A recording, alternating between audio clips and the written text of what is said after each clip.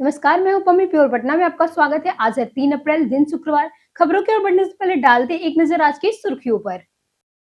Patna IGMS में सस्ती robotic surgery से इलाज। पटना जू में डिजिटल सुविधाओं का शानदार आगाज। पटना जंक्शन बनेगा मेगा पार्किंग हब जल्द। बिहार में 6 अप्रैल से नया स्कूल टाइम टेबल। बिहार में स्मार्ट मीटर पर बिजली हुई सस्ती। तो चलिए बढ़ते हैं आज के 25 अहम खबरों के विस्तार से। पटना विश्वविद्यालय ने जारी किया परीक्षा कार्यक्रम। पटना विश्वविद्यालय ने स्नातक पार्ट 3 और वोकेशनल कोर्स की परीक्षा का शेड्यूल जारी किया है। परीक्षा 15 अप्रैल से शुरू होकर अप्रैल के अंत तक चलेगी। बीए, बीएससी और बीकॉम पार्ट 3 की परीक्षाएं 2 पालियों सुबह 10 बजे से 1 बजे तक, वहीं दोपहर 2 बजे से 5 बजे तक होगी। 15 अप्रैल को केमिस्ट्री, पॉलिटिकल साइंस, अंग्रेजी व उर्दू, 16 अप्रैल को गणित व अन्य विषय, वहीं 20 अप्रैल को जनरल स्टडीज और 24 अप्रैल को हिंदी की परीक्षा होगी।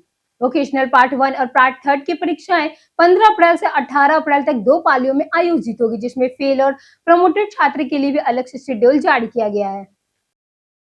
बिहार में 6 अप्रैल से नए स्कूल टाइम टेबल। बिहार में गर्मी को देखते हुए 6 अप्रैल से सभी सरकारी स्कूलों को समय बदलकर मॉर्निंग शिफ्ट कर दिया गया है।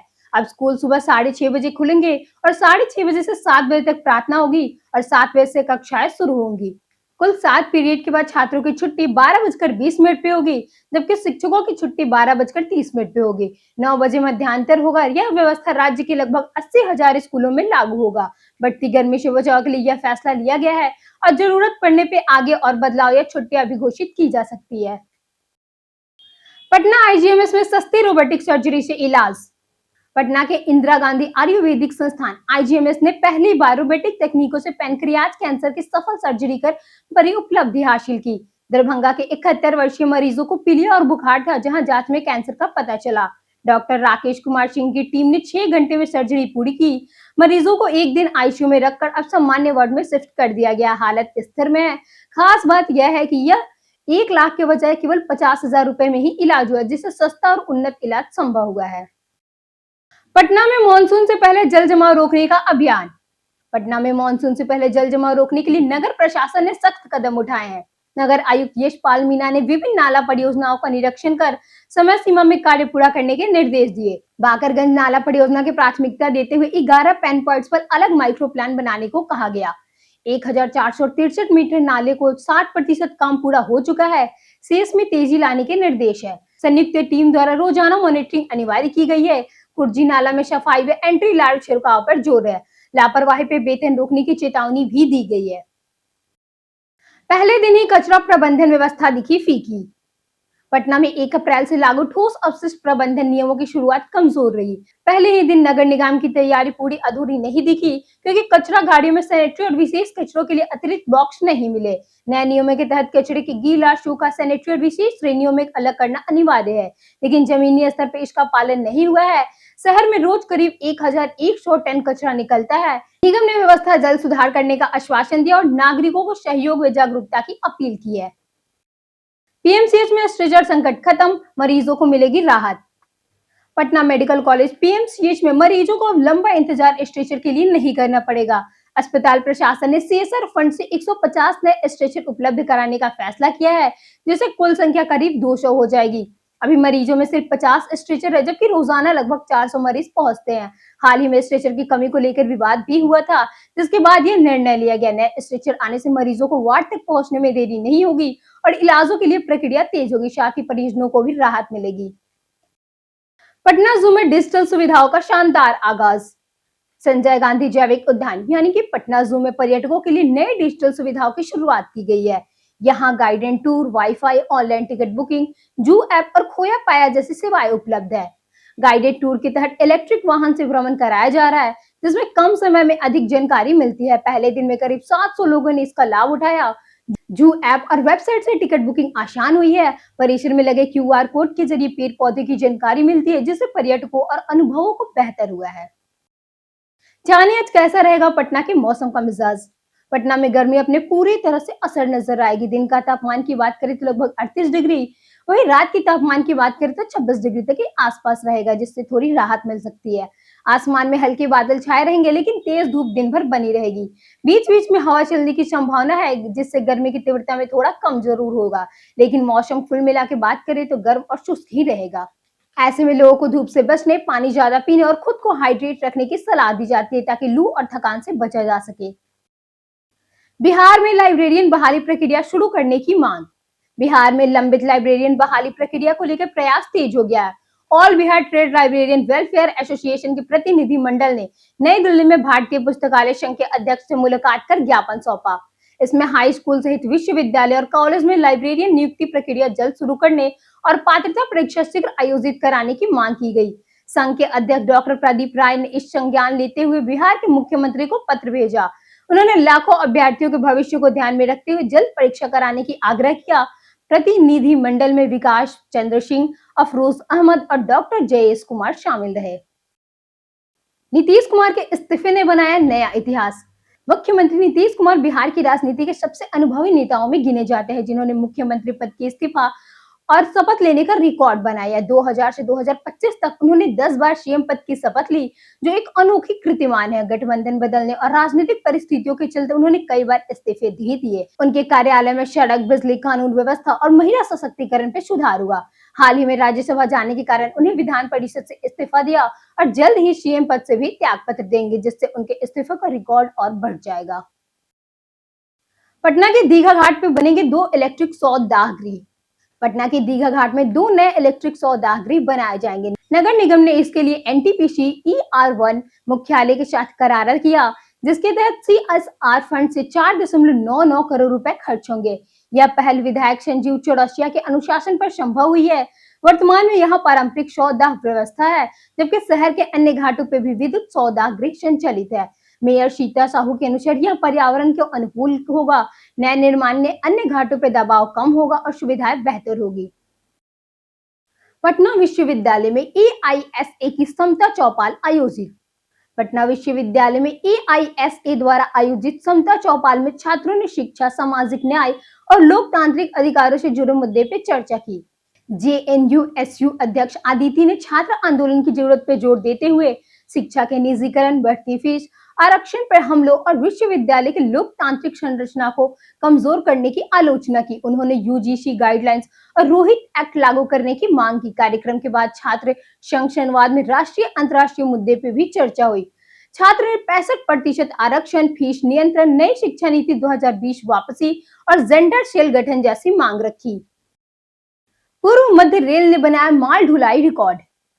पूर्व मध्य रेल ने वित्तीय वर्ष 2025-26 में 203.4 मिलियन टन माल लदान का नया रिकॉर्ड बनाया और लगातार दूसरे वर्ष 200 मिलियन टन से अधिक ढुलाई का आंकड़ा पार किया। यात्री राजस्व 4,917.81 करोड़ रुपए रहा, जो 6.89% अधिक है। इस दौरान 45 जोड़ी नई ट्रेनों की शुरुआत और 20 जोड़ी ट्रेनों का विस्तार किया गया। त्योहारों पर 14,559 विशेष फेरे चलाए गए और 313 अतिरिक्त ठहराव दिए गए। कैटरिंग, सैनिटरी और टिकट चेकिंग राजस्व में भी उल्लेखनीय वृद्धि दर्ज हुई है, जिससे समग्र आय में बढ़ोतरी हुई।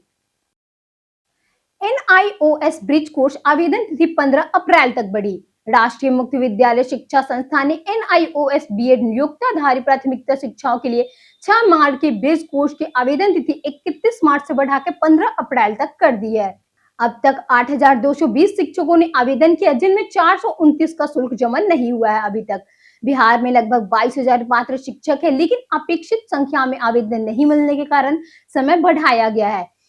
यह कोर्स उन शिक्षकों के लिए अनिवार्य है जिन्होंने 28 जून 2018 से 11 अगस्त 2023 के बीच नियुक्ति किया है।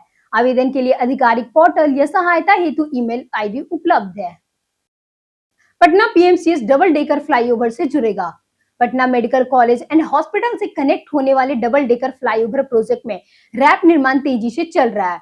3 रैप बनाए जाएंगे, 2 रैप ऊपर फ्लाईओवर से और 1 नीचे वाले से, जो मल्टी लेवल पार्किंग से जुड़ेंगे।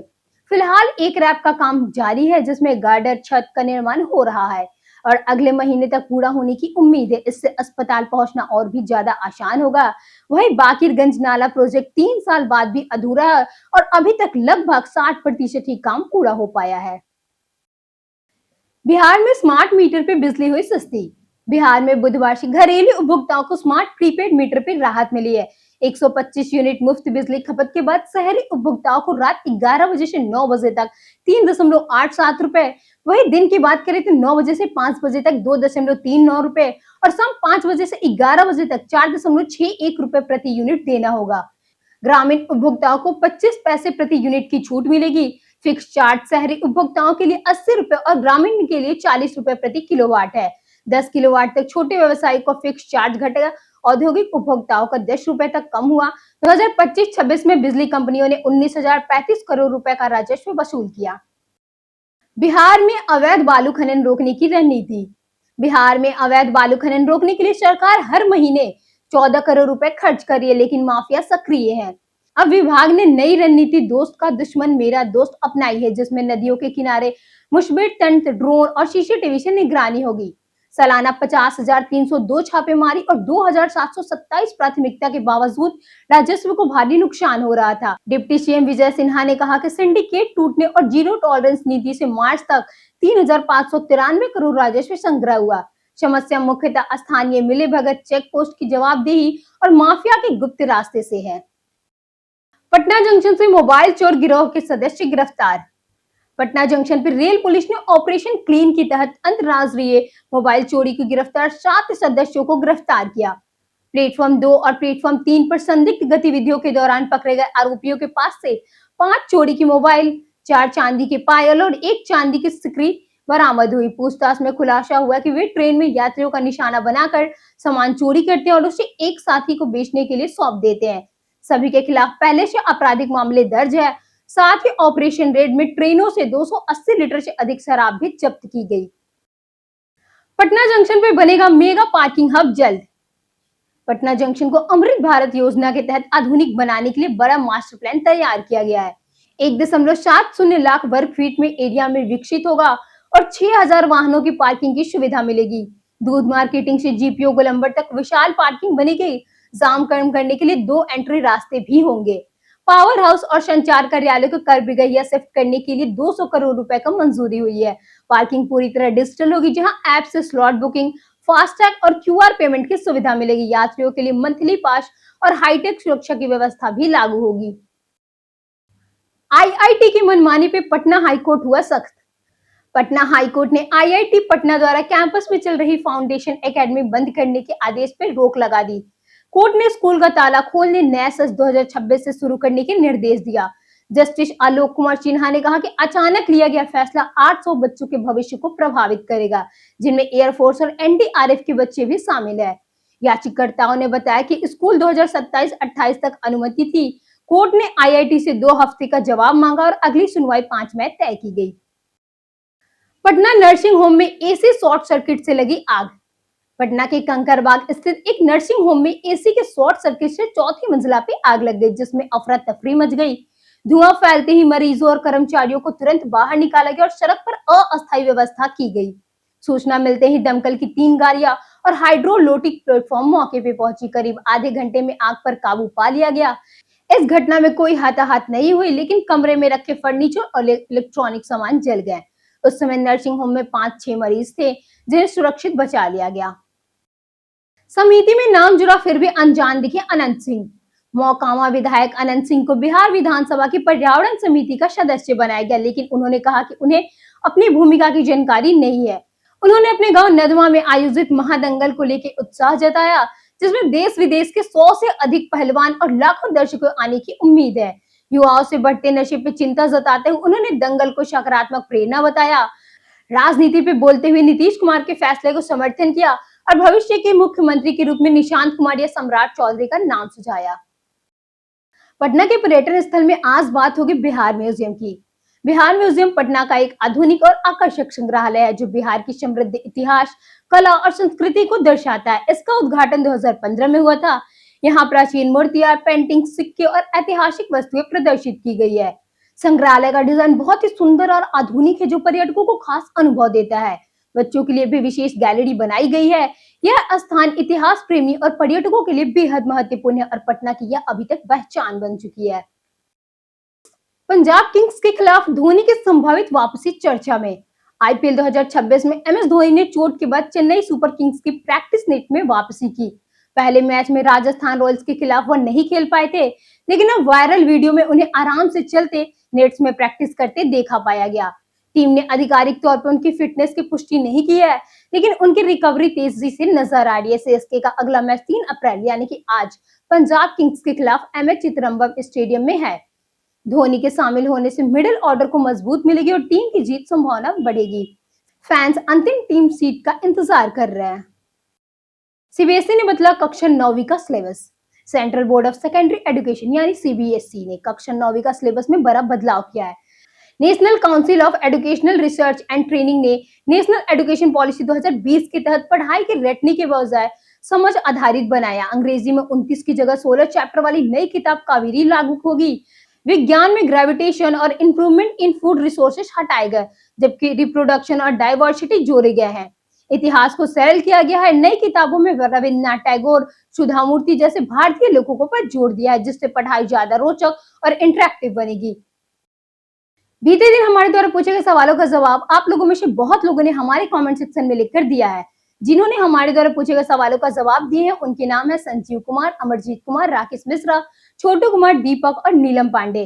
इसी के साथ बढ़ते हैं आज के सवाल की। और आज का सवाल है, क्या आपके क्षेत्र में सफाई व्यवस्था सही से चल रही है? आप अपना जवाब हमें हमारे कमेंट सेक्शन में लिखकर जरूर बताएं। आज के लिए इतना ही। बिहार के तमाम खबरों के साथ बने रहने के लिए देखते रहिए प्योर पटना। और साथ ही अगर आप यूट्यूब चैनल पे देख रहे हैं तो चैनल को सब्सक्राइब करें, और अगर आप फेसबुक पेज पे देख रहे हैं तो लाइक और फॉलो जरूर करें।